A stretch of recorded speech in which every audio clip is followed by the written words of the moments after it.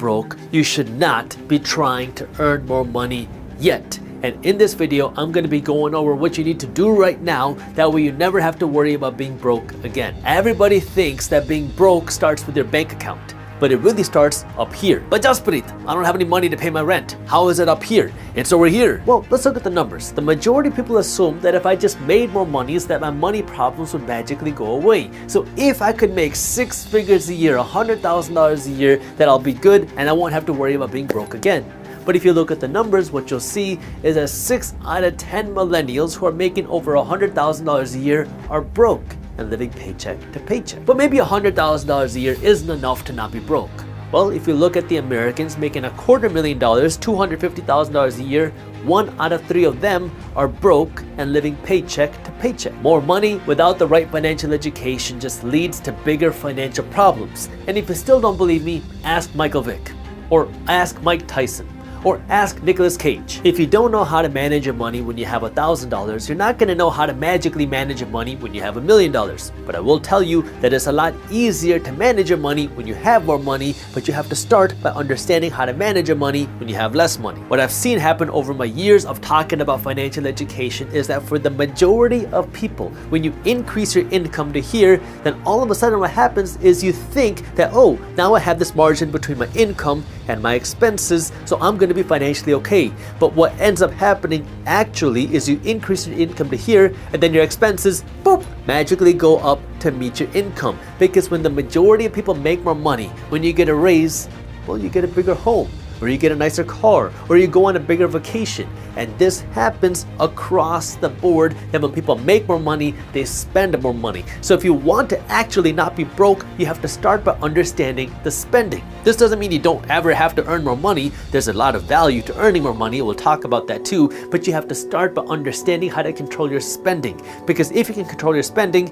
now you can earn a whole lot more money and you can actually enjoy the wealth because you know how to spend the money. Plus, it pays to learn these lessons sooner rather than later, because when you make less money, you're gonna have smaller financial holes. It's easier to dig yourself out of a $10,000 financial hole than it is to dig yourself out of a $250,000 financial hole, so it pays to learn these lessons sooner rather than later. To really understand the value of not being broke anymore, I want you to start by imagining a life where you have an extra $10,000 a month hitting your bank account every single month right now. What would you do right now if you made an extra $10,000 a month? Would you go live somewhere else? Would you buy a nicer car? Would you buy a bigger home? Would you go on a vacation? Or what would you do with that money?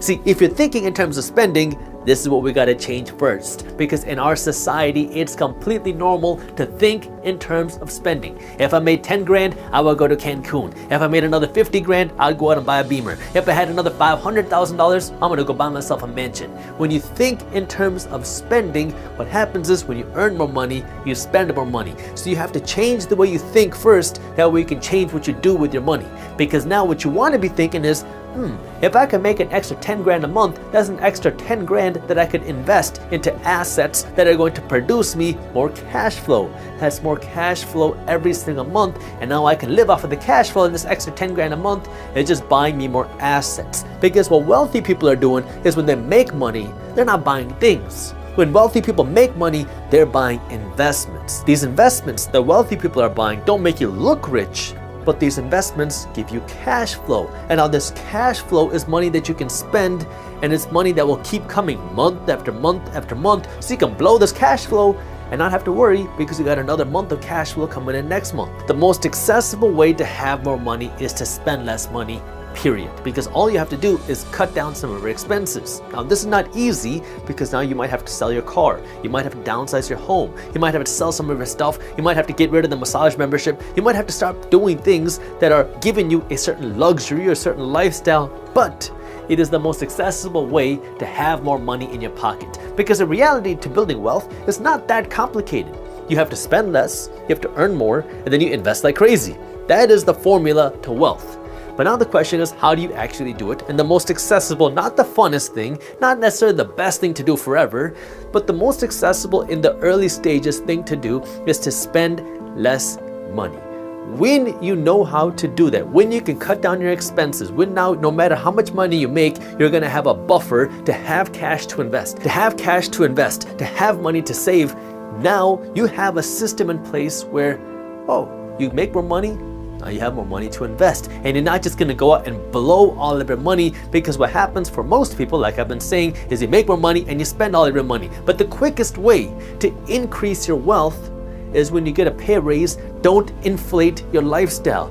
Inflate your lifestyle slower than you inflate your investments. If you can inflate your investments faster than you inflate your lifestyle, you are going to be on a trajectory to continue growing your wealth way faster than your expenses. That is the secret to becoming wealthy. And now, if you can keep growing your investments, that means you're going to keep getting paid even if you're not going to work. And if you can get paid without going to work, now you're hitting a level of financial freedom that most people only dream of. And this might sound like it's forever away because, oh my God, Jaspreet, how in the world am I ever going to do that? I only have $100 to invest.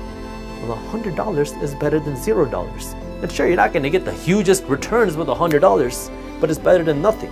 And you got to get started. Once you can do $100, that means you can do $200. If you can do $200, that means you can do $400.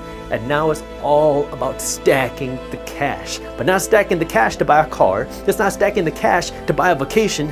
It's stacking the cash to buy an asset. Stacking the cash to buy an investment. And on these investments, we'll start stacking the cash that you can spend. Because if you can start stacking your investments and each one of these investments are paying you, well, now you got a lot of cash flow coming in, and if you can live off of the cash flow, now you're financially free.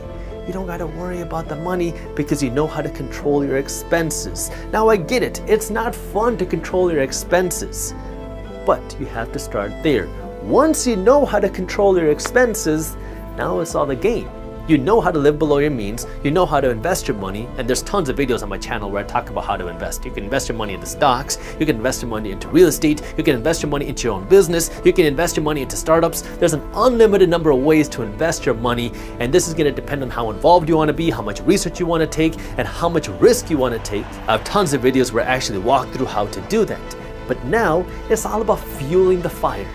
Because now you want to achieve that wealth sooner rather than later, because you don't want to wait 40 years to achieve this wealth. Now, it's all about how do you amplify how much money do you invest. We'll go back to the formula. Spend less, earn more to invest like crazy.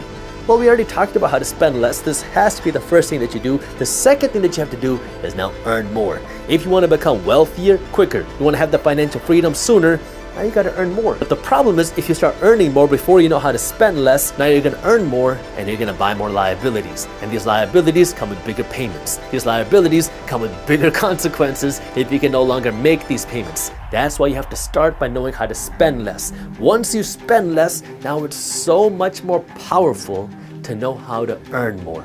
And this doesn't just come by making more money. That's why you've seen so many millionaire celebrities, so many millionaire athletes who have ended up broke or bankrupt because they made a lot of money but had no idea how to use it. Because when you solely rely on your one stream of income to survive, to live your life, well, now if that stream of income goes away, you still have your expenses, but you have no income to pay for these expenses. This is why you have to start with the spending. You have to know how to control your spending, and then you want to earn more money. But then you have to make sure that you're increasing your investments faster than you're increasing your expenses.